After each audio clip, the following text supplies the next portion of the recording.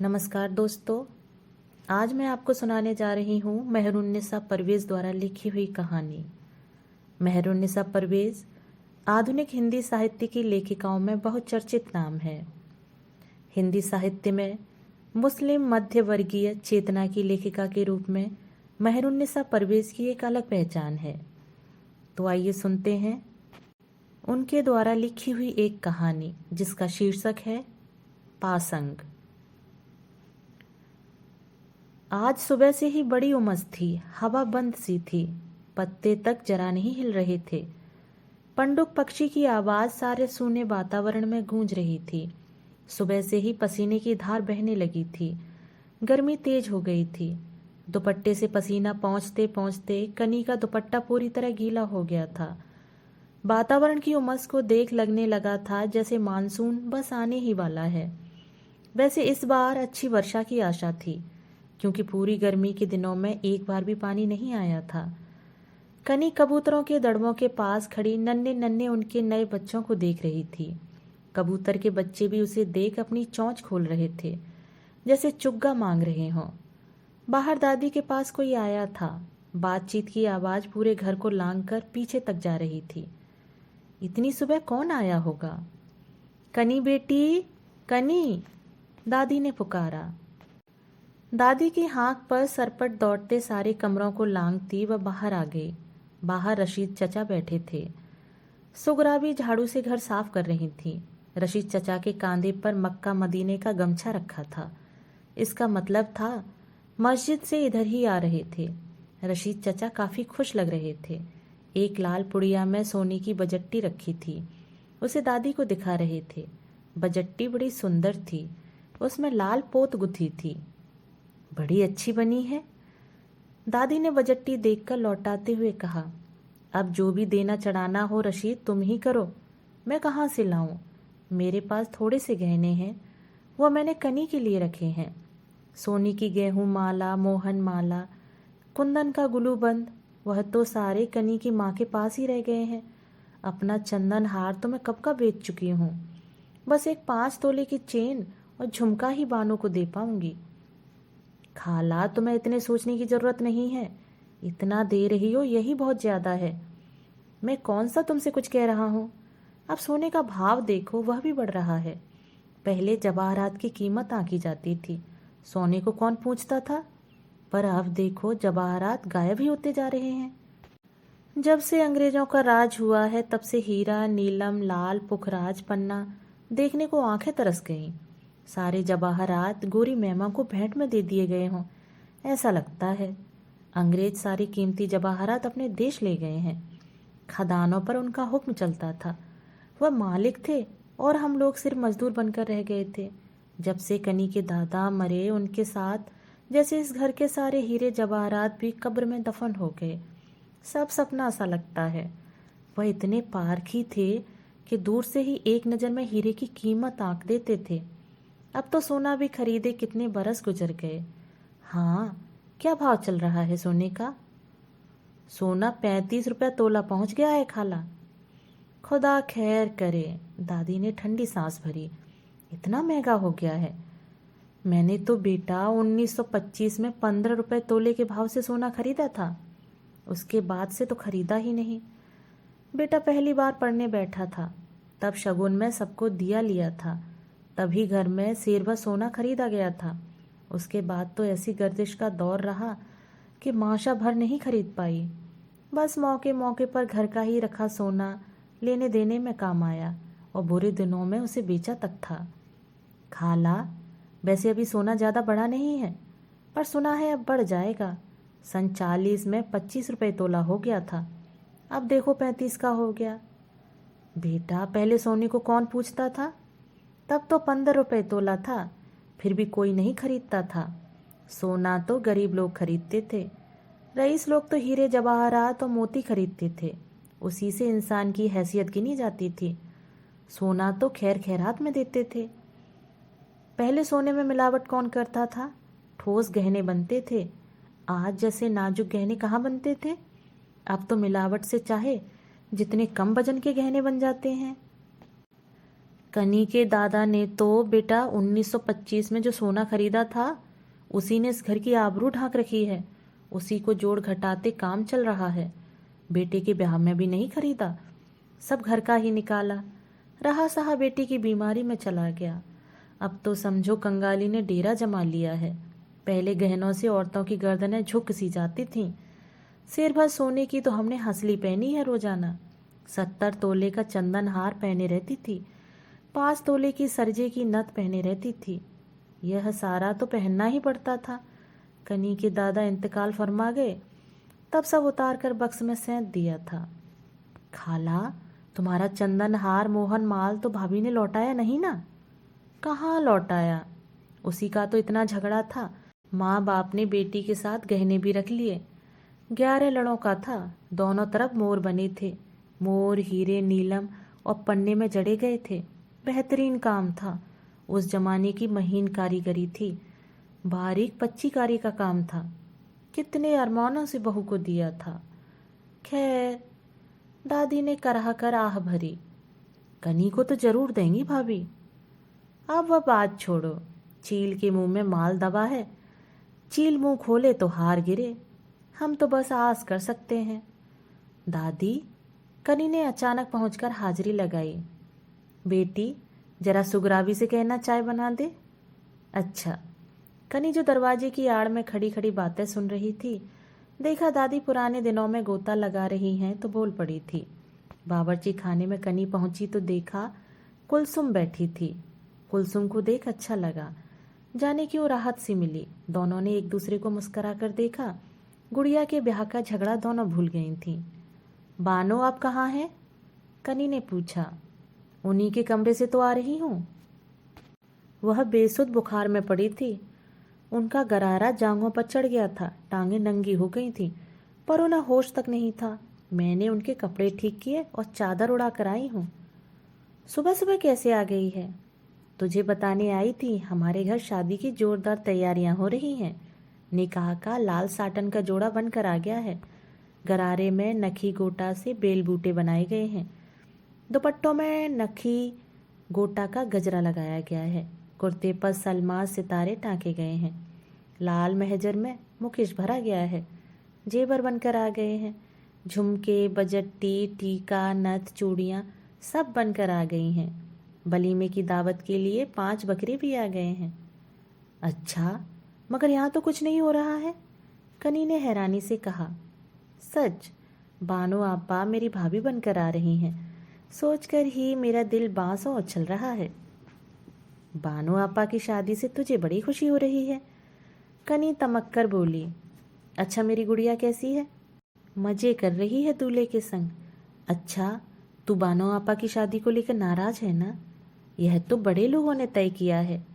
देख, तू यह नहीं सोचती बानो आपा यहाँ रहेंगी तो रोज आती रहेंगी। दूर गांव चली जाती तो कैसे आती? कौन आने देता? हम दोनों मिलकर बानो आपा का ख्याल रखेंगे ना। चल गुस्सा थूक दे। हाँ, बात तो ठीक है। कनी के मन का उफान कुछ कम हुआ। देखा, बानो आपा के दादा और अब्बा कितने बुरे थे। वह तो समझो अब्बा ठीक समय पर पहुंच गए थे, वरना वह तो बानो आपा को बंदूक की गोली से हिरनी की तरह मार देते। कुलसुम अपनी बहन जैसी आंखें घुमाते हुए बोली। इससे तो ठीक था ना, मार ही देते। ऐसे भी जीना किस काम का, इसे कोई जीना कहते हैं? जानवरों की तरह है ऐसी जिंदगी। मगर इंसान को जानवर की तरह मारते भी तो देखा नहीं जा सकता ना। अच्छा, बाहर के अब्बा बैठे हैं?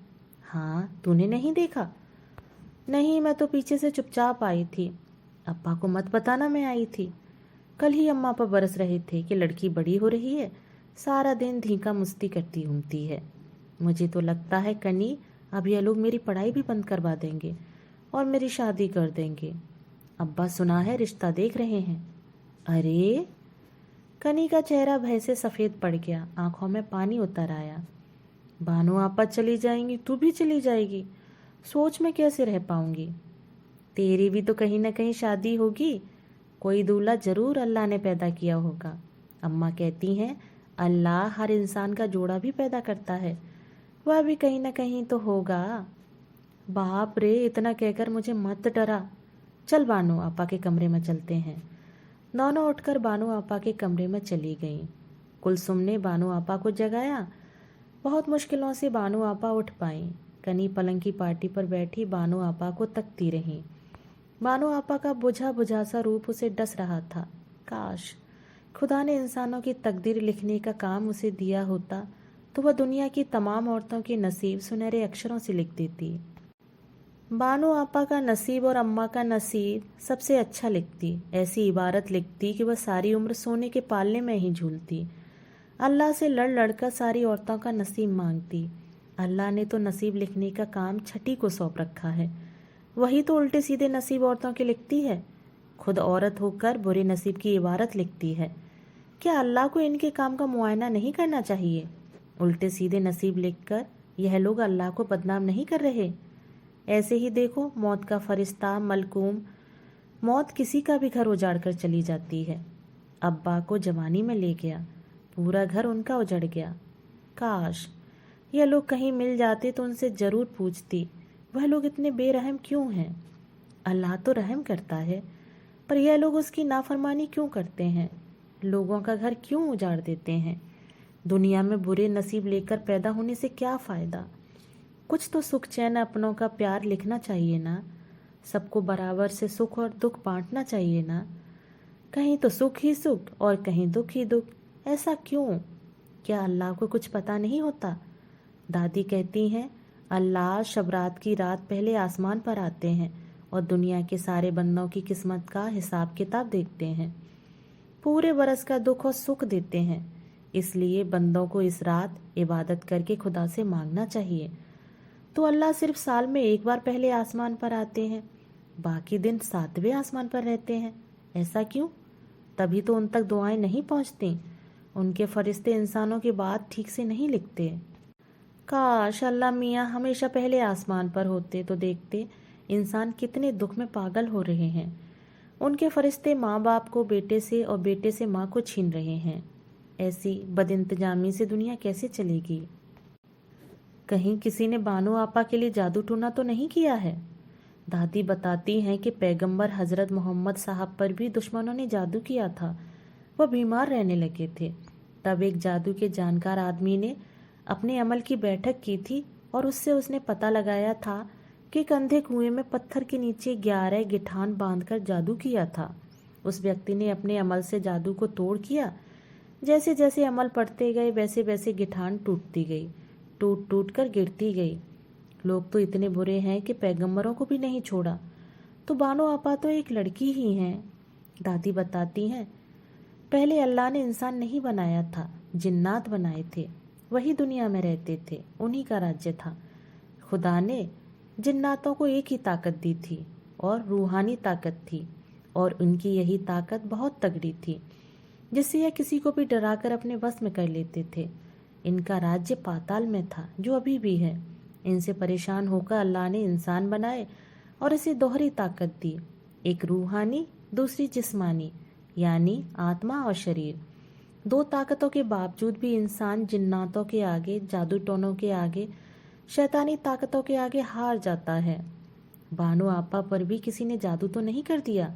एक के बाद एक मुसीबतें उन्हीं पर क्यों आ रही हैं? वह बगावत क्यों नहीं करती? हार क्यों जाती हैं? टूटती क्यों हैं? जब भी कभी बानो आपा रात को चुपचाप कनी से अपने बच्चे के बारे में पूछती कि वह कैसा दिखता था, क्या उसकी शक्ल पाकिस्तान गए लोगों से मिलती है, तब कनी बौखला जाती, सन्न सी रह जाती थी। क्या जवाब दे? कब तक झूठ कहकर बानो आपा को तसल्ली दे? झूठ झूठ ही है। वह बच्चे के बारे में बताती रहती। उसकी नाक बानो आपा जैसी है, होठ आँख एकदम उनके जैसे हैं। सच तो यह था कि उसने भी बच्चे को नहीं देखा था, जरा सी झलक भर देखी थी। कल्पना में वह किसी बच्ची की सूरत उतारती और बानो आपा उस तस्वीर को सच मान लेती थी। उसकी आंखों में झांककर अपने बच्चे की सूरत देखने की कोशिश करती थी। क्या यह सारी बातें अल्लाह को पता होंगी? और अगर वह जानता है तो अनजान क्यों है? अपने रहमत के फरिश्तों को राहत सुकून पहुंचाने क्यों नहीं भेजता? या मेरे अल्लाह, अपने रहमत के फरिश्तों को जल्दी भेज। देख बानो आपा कितनी बीमार है। मन ही मन कनी अल्लाह से दुआ मांगती रही। परीक्षाओं के दिन सर पर थे। पढ़ाई करते करते कनी कब पढ़ते पढ़ते औंधी हो जाती पता ही नहीं चलता था। जब बानो आपा आकर उसे किताबों पर से उठाती और लालटेन उठाकर तिपाई पर रखती, तब हड़बड़ाकर वह जागती थी और उठकर अपने कमरे में जाकर पलंग पर सो जाती। बानो आपा उसकी किताबें कॉपियां समेटती रहती। आज भी वह पढ़ाई में व्यस्त थी। कुलसुम भी साथ पढ़ रही थी। आज दोनों ने तय किया था कि जब वह खिड़की से धूप का गोला उतरकर उन तक नहीं पहुंचेगा तब तक उठना नहीं है। आधी दोपहर तक पढ़ना था। दोनों सब कुछ भूलकर पढ़ाई में व्यस्त थी। अगले माह परीक्षा जो होने वाली थी। इतिहास की पुस्तक थी। उसमें एक पुराने महाराजा का चित्र छपा था जो देखने में काफी मोटा और भद्दा था। उसकी बड़ी बड़ी मूछें भवों को छू रही थीं। वह महाराजा कम किसी रामलीला का मस्खरा ज्यादा लग रहा था। पेट भी मटके की तरह फूला हुआ था। दोनों एक दूसरे को दिखा दिखाकर लोटपोट हो रही थीं। अचानक कमरे में कोई पर्दा उठाकर आया तो दोनों एकाएक चुप हो गईं। सामने मोटी सी काया वाली बिस्मिल्ला बाई खड़ी थी। दोनों चौंक गईं। बिस्मिल्ला बाई की सूरत पुस्तक के चित्र से काफी मिल रही थी। मोटी थी, वो वैसी ही थी। सब लोग उन्हें बिस्सो कहते थे। हर घर में शादी ब्याह में ढोलक बजाना और ब्याह के गीत गाना उनका काम था। ठिगनी और मोटी सी थी, आंखें धसी थीं। मुंह में तंबाकू वाला पान हमेशा ठुसा रहता। पान की पीक होठों के किनारे से बहती ठुड्डी तक उतरती तो उसे वह अपने अंगूठे से पोंछती रहती थी। हाथ हाथ पर चूड़ियां पहने रहती थीं। हंसी ठिठोली करने वाली हंसमुख औरत थी। बिस्सो बाई का चूड़ियों वाला मोटा हाथ जब झन्ना के दार ढोलक पर पड़ता तो उसकी थाप सारे मोहल्ले के कोने कोने में सुनाई देती। बिस्सो बाई की ढोलक सारे मोहल्ले को मुनादी कर देती थी कि ब्याह का शगुन शुरू हो गया है। वह चलती थी तो ठुमकी लगाकर चलती थी। बीबी, हल्दी की बोरी कहाँ है? हल्दी निकालनी है, उबटन पीसा जाएगा। उबटन पीसा जाएगा? किस लिए? कनी ने चमककर पूछा। लो, अरे बीबी, बानो बीबी के लिए चिक्सा नहीं पीसा जाएगा? गेहूं भुन गए हैं, चिक्से के मसाले पीसे गए हैं, अब हल्दी के साथ सब पीसा जाएगा ना। शाम को बानो बीबी को मांझे बैठना है, रात को मीलाद है, फिर सारी रात मेरी ढोलक बजेगी। बिस्सो बाई ने ठुमक कर मुनादी करी। अरे इतना सब हो गया? कनी का कलेजा धक से रह गया। लगा खून कहीं जम गया है। चेहरा सफेद सा पड़ गया। लगा किसी ने ठोकर देकर औंधे मुंह गिरा दिया है। अरे तुम दोनों कैसे भकभक सी होकर देख रही हो? बीबी, पढ़ाई करो, पर इतनी नहीं कि दिमाग फिर जाए। घर में क्या हो रहा है देखो तो। घर में कोई ब्याह खुशी होती है तो यूं चमगादड़ों की तरह मुंह नहीं लटकाते बीबी। बिस्सो बाई ने तुनक कर अपने मोटे शरीर को ठेला सा दिया था। इसकी तो बहन है, पर मेरी तो अब वह भाभी है। मैं क्यों चमगादड़ों सा मुंह लटकाऊं? बताओ कितनी हल्दी चाहिए? वह कोने में बोरी रखी है। कुलसुम प्रसन्नता से चहकती बोली। उसकी खुशी मन में नहीं समा रही थी। हाथ उठाकर हल्दी की बोरी का ठौर दिखाने लगी। कुलसुम पलंग से खड़े खड़े झट छलांग लगाकर कूदी और अंधेरे कोने में रखी हल्दी की बोरी को घसीट कर सामने कर दिया। बिस्सो बाई ने बोरी का बंधा मुंह खोला और बड़े से पीतल के कुडे में पलटकर आधी बोरी हल्दी भरकर ले गई। कनी पलंग पर बैठी रह गई। कुलसुम दौड़कर बाहर भाग गई। बाहर चक्की का नेग हो रहा था। कनी के मन पर गहरी ठेस लगी। लगा शरीर बेजान ठीहा बनकर रह गया है। बिस्सो बाई चक्की पर बैठ गई थी। उसके सर पर नई पीली चुनरी उड़ा दी गई थी। नेक का सामान नई पीतल की थाली में दे दिया गया था। थाली में बिस्सो बाई के लिए बनारसी साड़ी, चांदी की बिछिया, चूड़ियाँ, काली पोट 51 रुपये रख दिए गए थे। नेग लेकर बिस्सो बाई ने चकिया घुमाई और शगुन का गीत शुरू किया। ढोलक के साथ गीत के बोल घर के कोने कोने में गूंजने लगे।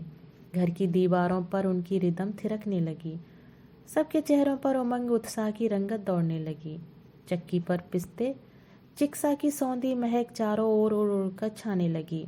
घर के बोझल वातावरण में मस्ती तरंग उतरने लगी। चिक्से के उबटन में जड़ी बूटियां तथा संदल और खश की जड़ पीसी जा रही थीं। उसकी सुगंध घर से गलियों में उतरकर ब्याह की मुनादी कर रही थी। बिस्सो बाई के शगुन के गीत से सूखे बूढ़े चेहरों को भी हरियाली में बदल दिया गया था।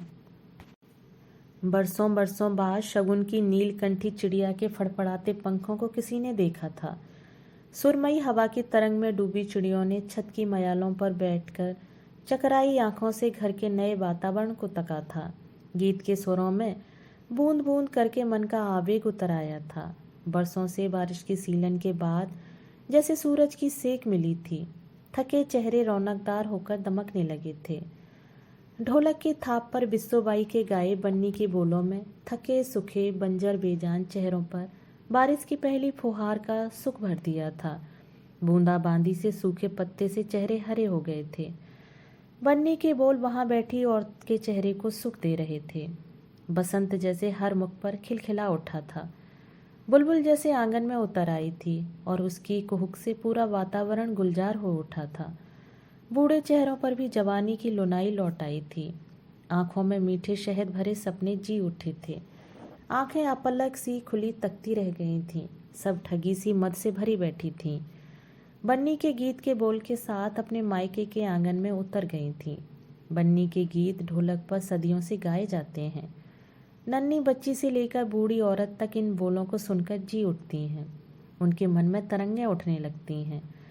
लेकिन क्या बन्नी के यह मीठे बोल कभी जीवन के सत्य होते हैं? क्या कभी हकीकत में बदलते हैं? मीठे शहद से भरे जब वेदना के कड़वे जहर में बदल जाते हैं तो फिर औरत क्यों बन्नी गाती है? बन्नी के बोल के साथ क्यों अपने जीवन के सपनों का गठन बंधन कर लेती है? औरत क्यों हमेशा अपने को निछावर करने के लिए और गठाने के लिए आतुर रहती है? बूढ़ी औरत जो खुद ठगी जाती है, फिर वह क्यों नई थिरकती बच्ची को थिरकने से रोक नहीं पाती? खुद सुध बुध क्यों खो देती है? माँ बनने के सुख के अलावा पुरुष से कभी कुछ नहीं मिला। युगों से खुद लुटती रही और अपनी नई पीढ़ी को लुटने के लिए प्रेरित करती है। ऐसा क्यों? अल्लाह ने औरत को इतना नासमझ भाग्यहीन क्यों बनाया? इसीलिए तो पुरुष कहता है कि औरत में अकल नहीं होती। अकल होती तो बलि का बकरा बनने को हमेशा आतुर क्यों रहती? बूढ़े सयाने जवान और नन्ही बच्चियां सब बैठी बन्नी के बोल के साथ तरंग में मस्त हो रही थीं। सब जैसे किसी ने अफीम की मस्ती छिड़क दी थी। सब सुहाग के लाल बोल के धमक के साथ कभी न जी पाए अपने सपनों की ठंडी बावड़ी में उतर गई थीं। बावली में उतरकर और छबक छबक ठंडे पानी का मीठा सा आनंद ले रही थीं।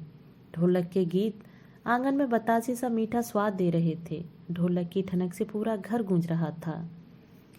देखा आई टमटम की बहार, बन्ना मेरा मोटर से आया जी। बन्नी की दादी रोए जार जार, बन्ना मेरा मोटर से आया जी। आम की टहनियों से छोटा सा मंडप बनाया गया। बीच में लकड़ी की चौकी रखी गई। चौकी के नीचे चावलों से भरा मुरादाबादी लोटा रखा गया था। बानो आपा को एक औरत हाथ पकड़कर कमरे से बाहर लाई। पीला हल्दी रंग का दुपट्टा ओढ़े बानो आपा आई और चौकी पर बैठ गईं। बुखार से उठी कमजोर सी बानो आपा पीले रंग के गरारा कुर्ते और पीले दुपट्टे में बहुत सुंदर लग रही थीं। बानो आपा को मांझे बिठा दिया गया। सभी औरतें खुश थीं। बानो आपा जिंदगी के चक्रव्यूह में घिर गई थीं। कनी भी बाहर निकल कर आ गई थी और दरवाजे से टिकी उतरती सांझ में होते इस मांझे बैठाने के उत्सव को निहारती रही। देखते ही देखते 7 सुहागनों ने उठकर बानो आपा को चिक्सा लगाया, सर में चमेली का तेल डाला और उनके बालों को कंघी करके 5 फेटे की चोटी में गूंथा। बानो आपा की गोरी काया पीले रंग में रंग गई थी। उनकी पलकें नीचे झुकी थीं। बानो आपा एकदम अपरिचित सी लग रही थी। थोड़ी देर बाद बानो आपा अपने कमरे में पहुंच गईं। कनी दौड़कर उनके पास पहुंच गई और झट दरवाजा भीतर से बंद करके सांकल चढ़ा दी ताकि कोई और ना आ सके। बानो आपा अपने पीले दुपट्टे पर गिरे चिक्से के उपटन को फटकार रही थीं। कनी से आंखें मिली तो वह उदास सी हो गई। उनकी आंख भीग उठी। औरत की जिंदगी भी कोई जिंदगी है। एक दुख का सौंग खत्म नहीं होता, उसे दूसरे के लिए तैयार होना पड़ता है। इंसान को अकेले भी रहने नहीं दिया जाता। समाज रिश्ते उसे कैसे चारों ओर से घेरे रहते हैं। इससे तो अच्छा था मुझे कुआं बावड़ी में ढकेल देते। बानो आपा पलंग पर बैठी फूट फूट कर रो रही थी। भीतर के छुपे बंद नाले जैसे फूटकर बाहर आ गए थे और आंखों से बहने लगे थे। उनका बिलाप कमरे की दीवारों तक को कपाने लगा। कनी दुखी आंखों से उन्हें देखती रही। बानो आपा कैसे उजाड़ बियाबान सुनसान वीरान जंगल की तरह हो गई थीं, सूखकर कांटा रह गई थीं। बुखार ने उन्हें कमजोर और बेदम सा कर दिया था। शरीर की एक एक हड्डी दिखने लगी थी। सारे दुखों ने एक साथ उन पर हमला कर दिया था। सूने अंधेरे रास्ते में भूत पिशाच इंसान को अकेला देख घेर लेते हैं, ऐसे ही दुख ने उन्हें दबोच रखा था। लोग कहते हैं अंधेरे के बाद उजाला आता है और रात के बाद दिन होता है, पर उसने तो बानो आपा के नसीब में कभी सवेरा होते नहीं देखा था। तो क्या दादी जितनी कहावतें बोलती हैं सब झूठी हैं? बानो आपा उस बदहवास चिड़िया की तरह बेहाल हो उठी थी जिसका बसेरा किसी ने उजाड़ दिया था और उसके अंडे कुचल दिए हों। जिंदगी इतनी बेरहम क्यों है? उसका कलेजा इतना सख्त क्यों है? उसे किसी पर रहम क्यों नहीं आता? कनी दुखी आंखों से रोती बानो आपा को देखती रही। काश वह कोई जादू जानती तो कितना अच्छा होता। झट से बानो आपा को मक्खी बनाकर कहीं छुपा देती, या फिर ऐसा होता कहीं से कोई लाल परी आ जाती और बानो आपा को उड़ाकर कहीं ले जाती। किस्से कहानियों में जैसा होता है ऐसा जिंदगी में क्यों नहीं होता? कहीं से कोई राजकुमार बचाने क्यों नहीं आता? कनी उन्हें चुपचाप निहार रही थी। सांत्वना, दिलासा, उपदेश, धैर्य, राहत के लिए उनके पास एक शब्द नहीं था। उसे समझ नहीं आ रहा था कैसे अच्छे बोलों से सामने वाले को ढांढस बंधाया जाता है। जो खुद याचक की भूमिका में रहा हो, जिसने केवल जिंदगी में अंधेरा ही अंधेरा देखा हो, वह कैसे उजाले की ओर तसल्ली की बड़ी बड़ी बातें करें, खुशहाली पर कैसे दलील दें। दुखों को ही उसने अब तक देखा और महसूस किया था। उपदेश, समझाइश तथा नीतिगत बातों को वह लोग करते हैं जो खुद दलदल के बाहर सूखी जमीन पर खड़े होते हैं। दूर खड़ा व्यक्ति ही राय उपदेश देता है। कन्नी को तो आज खुद अपने जीवन के प्रश्नों के उत्तर नहीं मिले थे। दुखों को समझना बुझाना तो आया ही नहीं। जब भी बानो आपा रोई वह खुद रो पड़ी। उसने तो केवल बावड़ी में नीचे के लिए, अंधेरे की तरफ उतरने के लिए सीढ़ियां देखी थीं। ऊपर आने का या वापसी का मार्ग तो वह जानती ही नहीं थी। उसने तो अपने को और बानो आपा को समय के हाथों नाचती कठपुतली की तरह ही देखा था। कठपुतली जो केवल नाचना भर जानती है, अपनी इच्छा से तो एक हाथ भी उठाना नहीं जानती। कनी दीवार से टिकी बानो आपा को मौन भयभीत सी होकर देखती रही। अब बानो आपा भी चली जाएंगी, वह एकदम अकेली रह जाएगी। अम्मा गई, अब्बा की तो सूरत याद नहीं, बस दादी के बक्से में चांदी के छोटे से फ्रेम में जड़ी उनकी तस्वीर भर देखी थी। सब कहते थे, इसलिए वह भी सोचती थी कि यही उसके अब्बा हैं। इसके ऊपर उनके लिए कोई एहसान नहीं जागता था। कनी अपनी रुलाई दबाए बाहर बगीचे में आ गई और बाहर आकर उसने जोर जोर से सांसें भरकर अपने को ठीक किया। आंगन में औरतें ढोलक पर बड़े अच्छे ब्याह के गीत गा रही थीं। कुछ औरतें रात की दावत के लिए चावल बीन रही थीं। चावलों के कंकड़ तो साफ कर लिए जाते हैं, ऐसे ही जिंदगी के कंकड़ क्यों नहीं साफ हो पाते? सब कुछ निकाल फेंकने की हिम्मत क्यों नहीं होती? जब खाने के लिए साफ सुथरा चावल चाहिए तो ऐसे ही जीने के लिए भी तो साफ सुथरी जिंदगी क्यों नहीं मिलती? तभी सामने से किसी के पदचाप सुनाई दिए। सर उठाकर देखा, कुलसुम थी। कुलसुम आकर कनी के पास बैठ गई। यहाँ अकेले में क्यों बैठी है कनी? कुलसुम अटखेली से बोली। अंदर मन नहीं लग रहा है। सच कुलसुम, तू बानो आपा का ख्याल रखेगी ना? कैसी बातें कर रही है? बानो आपा कहीं दूसरे घर जा रहे हैं? तेरा और मेरा घर अलग अलग है। कुलसुम अवाक सी रह गई। और शादी के बाद वह पाकिस्तानी लोग बानो आपा को लेने आ गए तब? कनी का चेहरा भावहीन पत्थर की तरह हो गया था। छोड़, जाने तू भी बुढ़ों जैसी ख्वाबी पुलाव पकाती रहती है। भला पाकिस्तान गए लोग क्यों आएंगे? सब छोड़ गए, अपनी जायदाद धरोहर, अब क्यों आने लगे? कुलसुम भी विचलित सी हो उठी। क्या प्रेम भी छोड़ गए? प्रेम छोड़ा जाता है? बानो आपा जैसे तड़पकर उन्हें याद करती रहती हैं, क्या वह भी याद नहीं करते होंगे? क्या वह चांद देखकर कोई पैगाम देते होंगे? कनी दूर वहीं अंतर मन में उतरते सूखे कंठ से बोली, तुझे क्या हो गया है? कैसी बावली बातें कर रही है? कैसी बनमानुस जैसी शक्ल बना ली है? चल हाथ मुंह धोकर ढंग से कपड़े पहन ले। अच्छा बता, पाकिस्तान कितना दूर होगा? देखना, बड़े होकर मैं एक दिन जरूर पाकिस्तान जाऊंगी और बानो आपा के प्रेमी को ढूंढकर बानो आपा के सारे दुखों का हिसाब लूंगी। कनी ने दर्द से भरकर कहा, तू किस किस से हिसाब लेगी? सारी दुनिया में यही तो हो रहा है, हमेशा औरत ही ठगी जाती है। उसका ठौर कहाँ है? औरत को ही अपनी बलि देनी पड़ती है। कुलसुम ने आंखों में आंसू भरकर कनी को ढांढस दिया। कुलसुम हक्की बक्की सी कनी के सयानेपन को देखती रह गई। उसकी अपनी आंखों के आंसू सूख गए थे। ठगी सी वह कुलसुम को ताकती रही, जो पत्थर की मूर्ति की तरह बैठी थी। क्या यह कोई नई कुलसुम नहीं थी? दोस्तों, अभी आप सुन रहे थे मेहरुन्निसा परवेज़ द्वारा लिखी हुई कहानी पासंग। दोस्तों, कहानी पसंद आई हो तो चैनल को लाइक, शेयर और सब्सक्राइब जरूर कीजिएगा। धन्यवाद।